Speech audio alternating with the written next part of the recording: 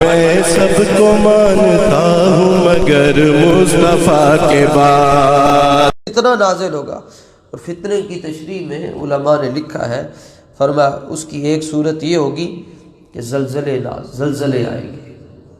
جو لوگ حضور کے حکم کی خلاف ورزی کریں گے ان کے ملک میں زلزلے آئیں گے۔ 2019 میں پاکستان میں مجموعی طور پر مختلف مقامات میں 270 مرتبہ زلزلہ آیا۔ اسلامی جمہوریہ ملک ہے جی، 270 مرتبہ زلزلہ آیا، اور ایک مرتبہ حضرت فاروق اعظم کے زمانے میں آیا۔ آپ نے صبح سب کو اکٹھا کر لیا، وہ صحابہ تھے، وہ تابعین تھے، فرمایا کیا کام کرتے ہو تم کہ زمین بھی کانپ گئی ہے؟ فرمایا آج کے بعد اگر مدینہ منورہ میں زلزلہ آیا میں نے تم سب کو یہاں سے نکال کر کسی اور جگہ پر بھیجا۔ یہ بات ہے۔ اور فتنے میں ایک لفظ یہ بھی ہے، فرمایا جو اللہ کے رسول کے حکم کی خلاف ورزی کرے گا اس پر ہم جو حاکم مسلط کریں گے وہ ظالم ہوگا۔ 5واں مہینہ ہے جی، کشمیر کے اندر کرفیو لگا، 5 مہینے ہو گئے، گھروں کے اندر ہی جنازے دفنائے جا رہے ہیں، غسل کے بغیر جنازہ پڑھا ہی نہیں جا رہا ہے۔ کون پڑھے، کون غسل دے، کفن ہی نہیں۔ تو فرمایا ہم ظالم حاکم مسلط کر لیں۔ اور عذاب العلیم کیا ہے؟ فرمایا کہ یہ تو ہے دنیا میں، اور جو دردناک عذاب ہے وہ آخرت میں ہوگا۔ فتنے میں ایک لفظ یہ بھی علماء نے لکھا، فرمایا جو میرے رسول کے حکم کی خلاف ورزی کرے گا میں اس کے دل کو معرفت الہی سے خالی کر دوں، یعنی وہ سن کر بھی اس کو بات ہی نہیں سمجھ آئے گی۔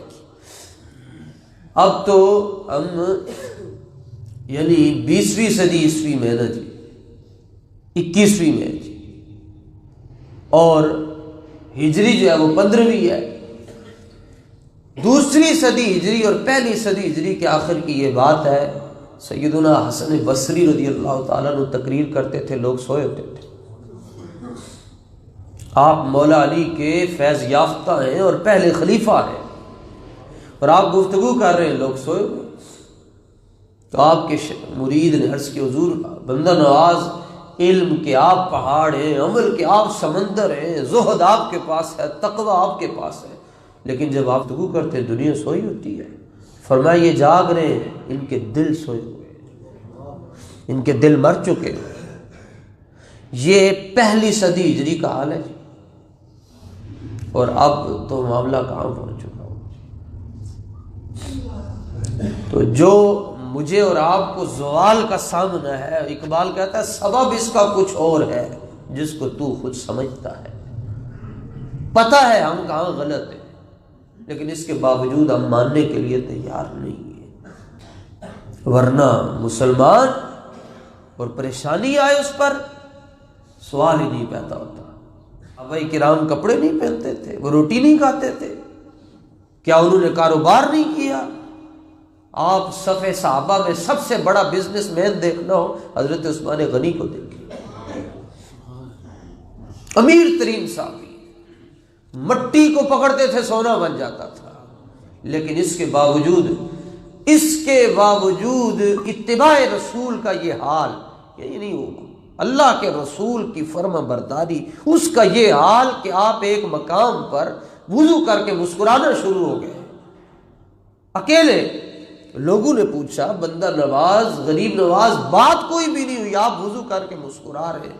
فرمایا مجھے بھی پتہ ہے بات کوئی نہیں ہوئی، مگر میں یہاں اس لیے مسکرا رہا ہوں کہ ایک مرتبہ میں نے اپنی آنکھوں سے حضور کو یہاں مسکراتے ہوئے دیکھا۔ بس مجھے تو خود بھی نہیں پتا میں کیوں مسکرا رہا ہوں، میں تو اپنے آقا کی سنت کو زندہ کر رہا ہوں۔ تو آج تو ہمیں سنت پر عمل کرتے ہوئے شرم آتی ہے کہ لوگ کیا کہیں گے۔ اس کا مطلب یہ ہے کہ کہیں ہمارے دلوں میں بھی نفاق تو نہیں ہے۔ ہم اوپر سے پڑھتے ہیں زبان سے کہہ بھی دیا لا الہ تو کیا حاصل، دل و نگاہ مسلمان نہیں تو کچھ بھی نہیں۔ نماز کے لیے ہمارے پاس وقت نہیں ہے، اور دنیا کے سب سے بڑے 2 نمبر پیر کے پاس جانے کے لیے وقت ہی وقت ہے، نماز کے لیے وقت نہیں ہے، کپڑے پاک کرنے کے لیے وقت نہیں ہے۔ ساری دنیا کی سیاست پر تبصرہ ہم کرتے ہیں مگر کبھی اپنی ذات پر تبصرہ نہیں کر سکے۔ سلطان العارفین فرمایا کرتے تھے سوچا کرو میں کہاں سے آیا ہوں، کیوں آیا ہوں، کہاں جانا ہے اور کیا لے کر جا رہا ہوں، یہ سوچا کرو، جواب مل جائے گا۔